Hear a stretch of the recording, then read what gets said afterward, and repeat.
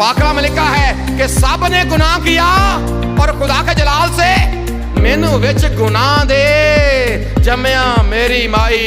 मेरे सिर तो लंघे मेरे सब गुनाह एडे भारे होए रब्बा। ये कोढ़ से भी ज्यादा खतरनाक बीमारी है जो मुझे और आपको लग चुकी।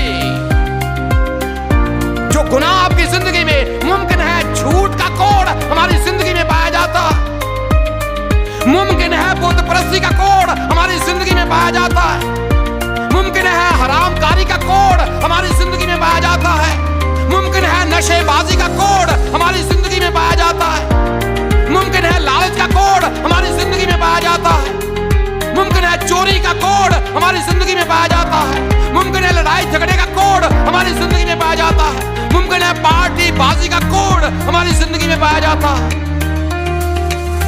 खुदा से दूरी का कोढ़ हमारी जिंदगी में पाया जाता है, धोखाधड़ी का कोढ़ हमारी जिंदगी में पाया जाता है, बेईमानी का कोढ़ हमारी जिंदगी में पाया जाता है। मानने की जरूरत है कि हाँ मैं कोढ़ी। पहली बात माने और दूसरी बात कदम उठाएं ईमान के साथ, अपना कदम बढ़ाएं, उस फासले को कम करें, उस रुकावट को दूर करें। वो तो आ गया है, आप भी अपना कदम ईमान के साथ उठाएं।